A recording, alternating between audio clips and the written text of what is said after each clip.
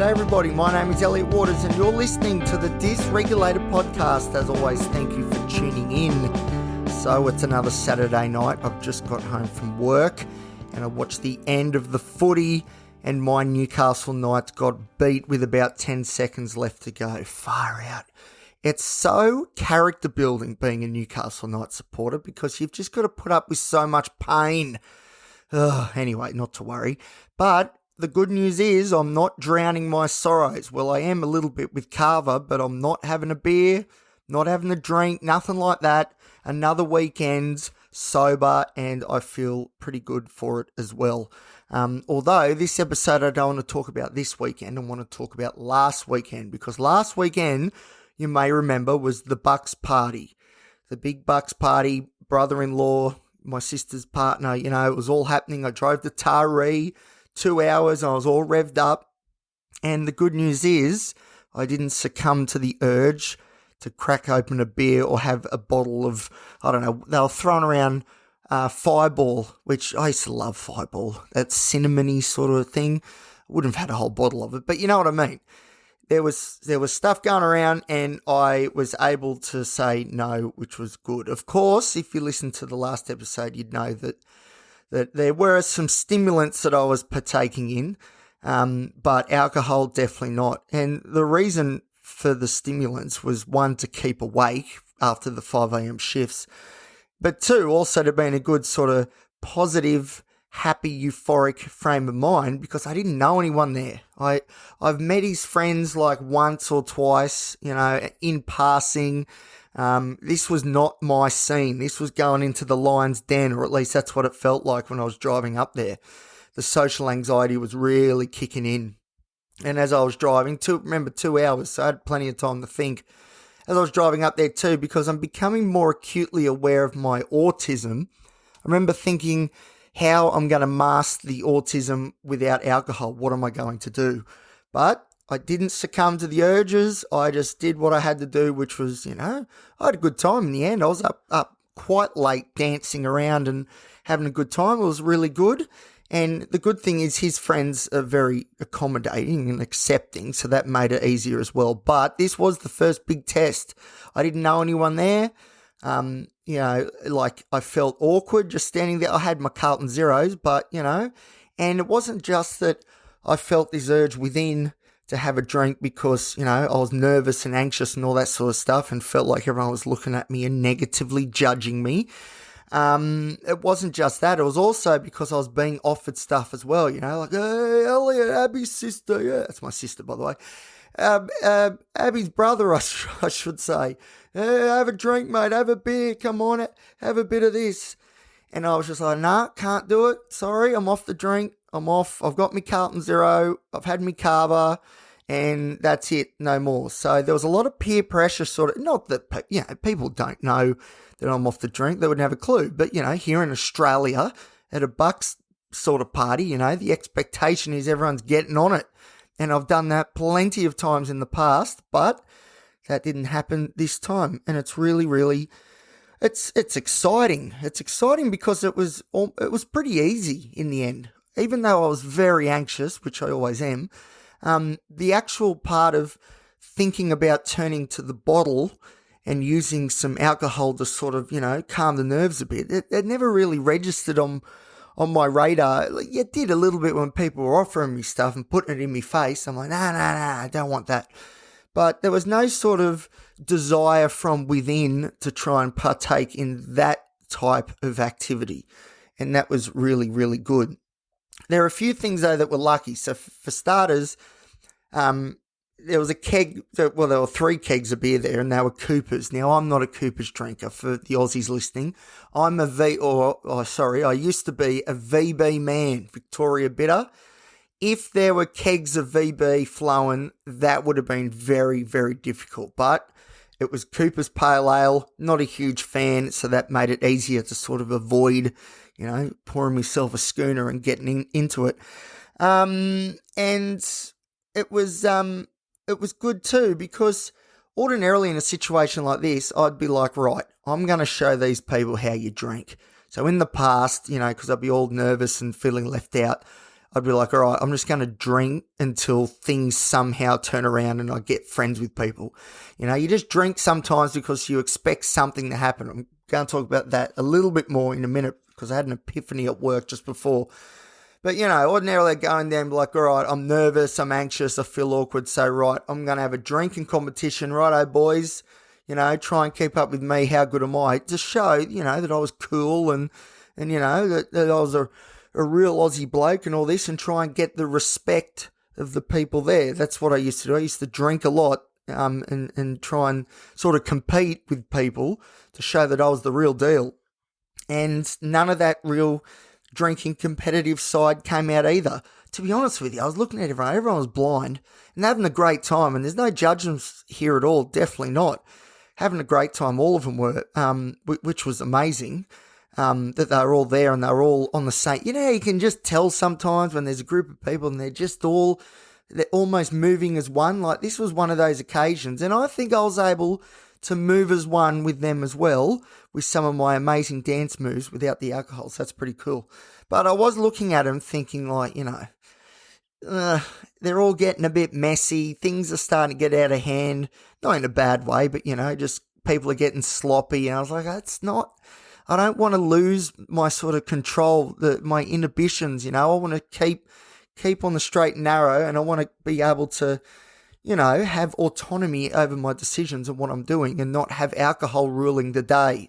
So I was looking around, everyone was having a great time, and I was having a good time too, and that obviously helped as well. But, I was looking around thinking, it's not worth it. It's not worth the hangover, for them to have maybe a little bit more fun than me, but I don't know. I was having a good time, and I was as sober as a judge. So, yeah. But that was definitely the first real big test because they were passing around this Fireball whiskey. They were passing around all this stuff. And I just had to be like, nah, not into it. Nah, it's not for me. Nah, I told you. No, I don't want it. So it was good that I was able to really, stay solid and stick to the course because that could have turned into something pretty bad. And well, in some ways it did. I did say in the last episode that this next episode would be about the sweats and another meltdown. I am not doing that just yet because, to be honest, I'm still digesting it. But there is a lot of relevance between the sweats, which happened on Tuesday, and the events of Saturday night. So I didn't drink alcohol, which was great, but I did stay up until about 4 a.m. Remember, this is after a week of 3-4 hours sleep a night max.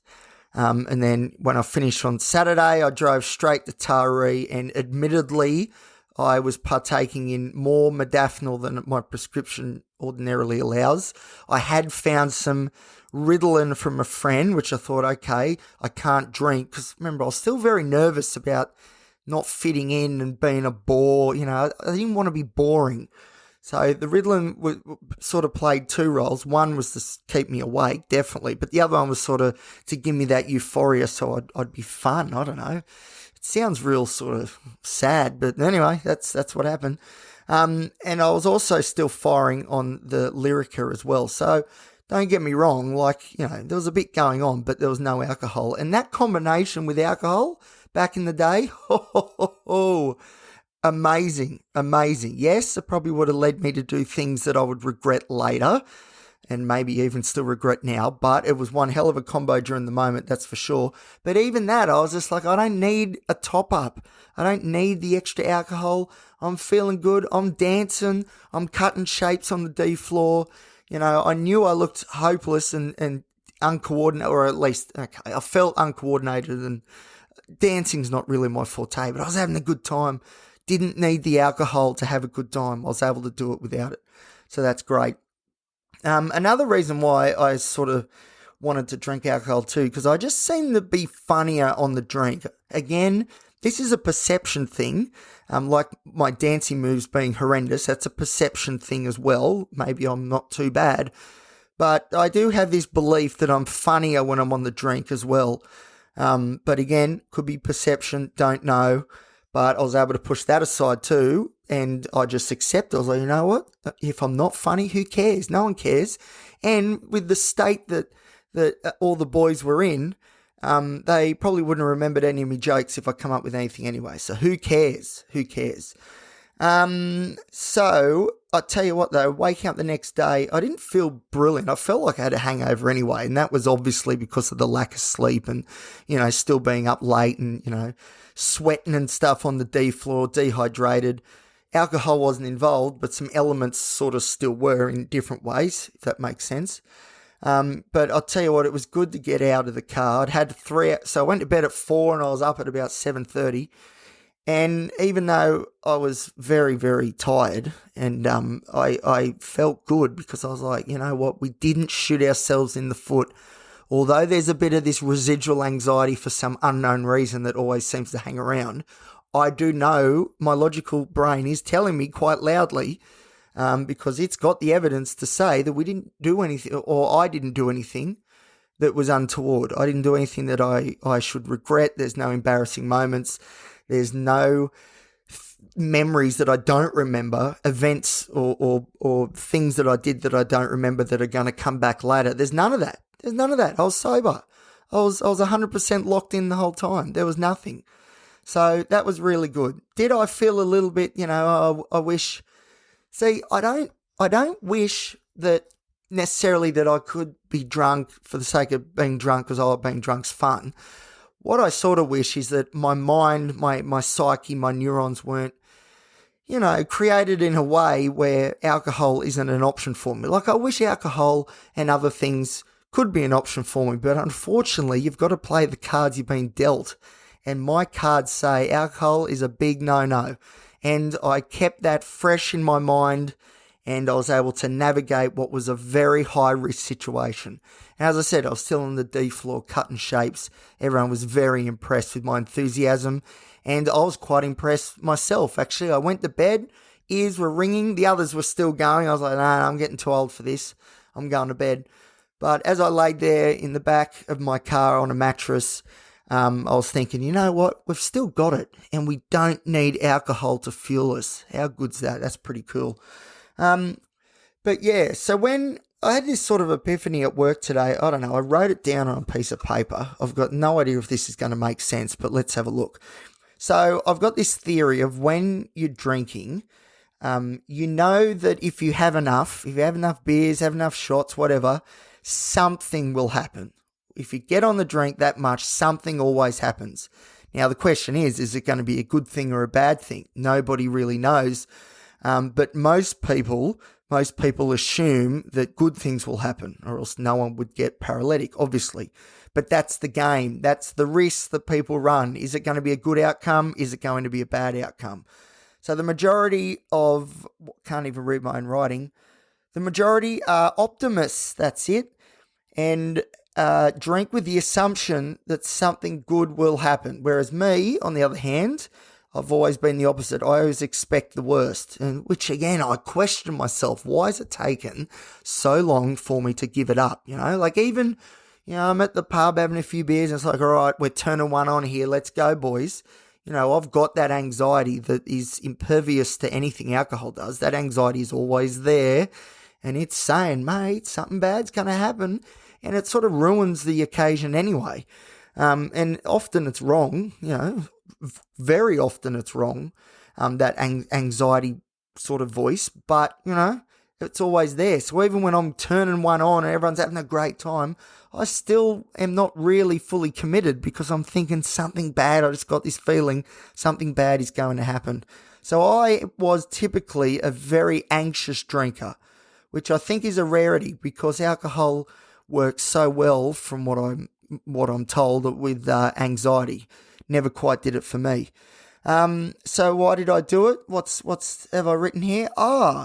Because when chicks are around, I play the odds and hope for something good. And that's true. I've always had this theory. The more that I drink, the better chance I've got with the ladies. And I'll tell you, you look at my history, that just is not true. But that is the assumption I used to go, or at least the hope. I don't think it was an assumption. It was definitely a hope. These hotties are here. I'm awkward. If I drink heaps, I'll be funnier, like I mentioned before. And, I'll have a better chance at having a nice conversation with this lovely lady. That was the sort of odds I was playing with. I was like, all right, I'm assuming things are going to go bad, but unless I drink lots, I've got no chance with this person. No chance at all. I have to play the game. I have to play the odds, take the risk on. Something bad will probably happen, but if I want something good to happen with this person, I have to be paralytic for that to happen. And looking back now at my history, that just is not how it panned out, which is what I've written here. Usually it doesn't go as planned, but that situation will be the most difficult of all, and that's true. Last weekend was a big one, but last weekend it was all blokes. It was a Bucks party, so there was a certain level of how much I wanted to be accepted by them and for them to think good things of me. When I'm out next and there's some cheeky babes hanging around and maybe they're asking questions about the podcast or saying, what about those Newcastle Knights? That's when I'm going to have a bit of trouble. I'm going to have to really, really concentrate. Remember the fact that alcohol hasn't really helped that much with these sorts of outcomes that maybe I'm looking for, which of course is just a D&M and for me to be the little spoon. That's all I'm looking for. If anyone's interested or willing to offer. Anyway, before it gets too weird, but yeah, so that's going to be that's going to be tough because there's that it's probably the 16-year-old version of the self, the 16-year-old saying, because when I was 16, everyone that was kissing girls, everyone was drunk. That's just what happened. So, the 16-year-old within that still hasn't let go of that time period, I think will be pushing me very hard to get on the beers big time next time I'm in an environment where maybe there's a hot lady that I have my eye on. So that is, it's going to be hard. It's going to be hard. But anyway, I've got a few weeks under the belt now, or a couple of months now, actually, which is good. And I've had the first real big test and I didn't look like faltering at all. And there's nothing but positivity to come from that. And I'm really, really happy to be able to report that to you guys because I'll tell you, I just got this feeling if I relapse now, it's going to be big trouble. Forget anything that's happened in the past. If there's a relapse now, everything falls apart, everything. So there's a bit of pressure and that in itself brings a bit of anxiety, but that's where the box breathing and the carver comes into it. And tonight being a Saturday night, that's exactly what I've been doing. Lots of box breathing, in for 4, hold for 4, out for 4, hold for 4, repeat. And carver. The carver is doing a great, great job. Okay, that's it for this episode. Hopefully the next episode will be a continuation of this story. So, I've spoken about the Bucks party now and what sort of led up to it and the alcohol mindset and all that sort of stuff. But then 2-3 days later, the biggest negative mental health episode I've ever had occurred. And I tell you, I'm still reeling. And when I did that episode, what was it called? Acute catastrophic meltdown. I honestly thought that was okay. That's as low as we go. That is right at the bottom of the hole. And that's why I did sort of the episode, building it up so much because I thought that was the biggie. And unfortunately, I was wrong. It has gotten a lot worse. And that's something I've got to watch this weekend too, because these sweats events, I need to come up with a better name, but when I get the sweats, it's after these sorts of weekends, Sunday, Monday into Tuesday. That's when it all happens. So I'm trying to be very, very careful. When I talk about the sweats in this episode, I'm going to also talk about what I'm doing to try and prevent them from happening again.